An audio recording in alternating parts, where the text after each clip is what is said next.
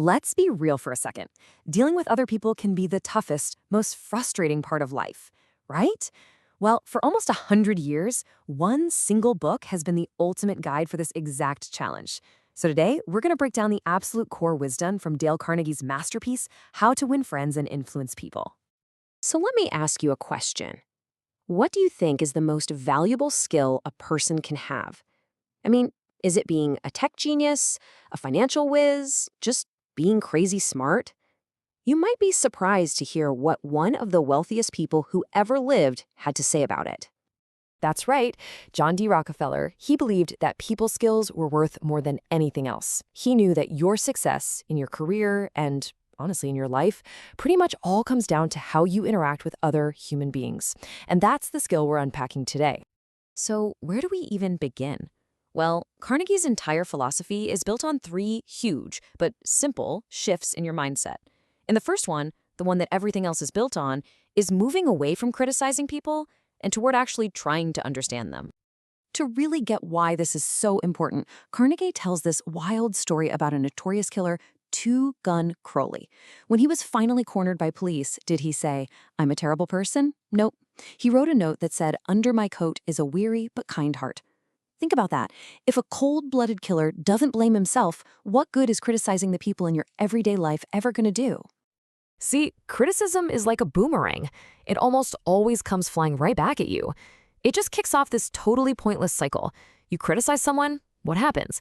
They immediately get defensive to protect their ego, and they justify everything they did. And the result? Now they resent you.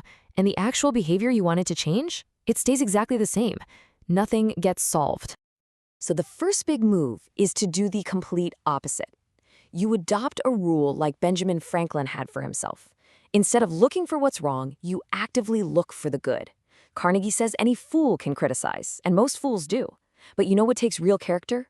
Being understanding and forgiving. This is the bedrock of everything else. Okay, let's jump into the second big shift, which builds right on top of that first one.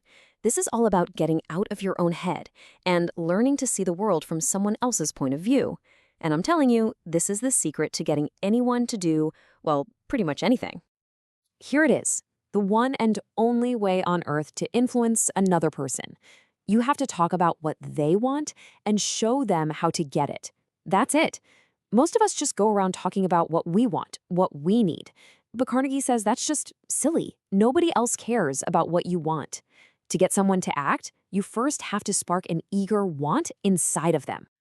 And this analogy just illustrates it perfectly. Personally, I love strawberries and cream, but when I go fishing, do I put strawberries on the hook? Of course not. That would be ridiculous. I use what the fish want, worms. So why on earth do we forget this simple logic when we're fishing for people? You have to, always, bait the hook to suit the fish. So how do you figure out the right bait? Well, it comes down to a few really powerful and really genuine actions. Don't use fake flattery. Give honest, sincere appreciation for their efforts. Don't just wait for your turn to talk. Become genuinely interested in what they have to say. Use their name. Carnegie called it the sweetest and most important sound in any language. And maybe most important of all, just listen more than you talk. Encourage them to talk about themselves, and believe me, you'll find out exactly what they want. Okay, this brings us to our third and final shift. So we've stopped criticizing them, and we've started to understand their perspective. Now what? How do we actually guide their actions or correct a mistake without creating that awful resentment? This is where you make the shift from just being a boss to being a true leader. I mean, this is a classic problem, isn't it? Someone on your team, maybe even your kid, does something wrong. How do you address it and get things back on track without making them feel defensive and just completely crushing their spirit? Here's an incredibly simple little trick that is an absolute game changer. Just change one single word. When we say, "You did a really great job on this," but we instantly cancel out the praise. All the other person hears is the criticism coming. But what if you say, "You did a really great job on this, and if we just tweak this one part, it's going to be unstoppable"? See the difference? You've opened a conversation instead of passing down a sentence. Now, this one can feel a little weird at first, especially if you're the one in charge. But just barking orders at people, it rarely inspires them to do their best work. It kind of robs them of their creativity, and you guessed it, it can spark that same old resentment. So what's the alternative?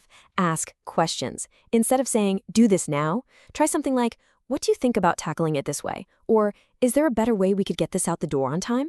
When you do this, you make people feel like they're part of the decision. It respects their brain, it sparks their creativity, and it makes them want to do the thing you were going to order them to do anyway. So we've covered a lot of ground. What's the big takeaway here? The beautiful thing about Carnegie's ideas is that they're not some complex academic theory. They're simple, practical shifts you can start using literally the second this explainer is over. Let's just lock these in one last time. Number 1, stop criticizing, start understanding. Number 2, stop focusing on what me wants and start focusing on what you want.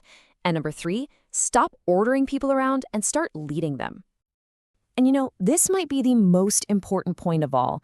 If you look at these principles as just clever little tricks to manipulate people, they will backfire, I promise.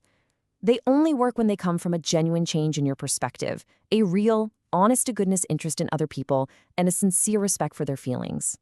So I'm going to leave you with this one thought. Think about the rest of your day today.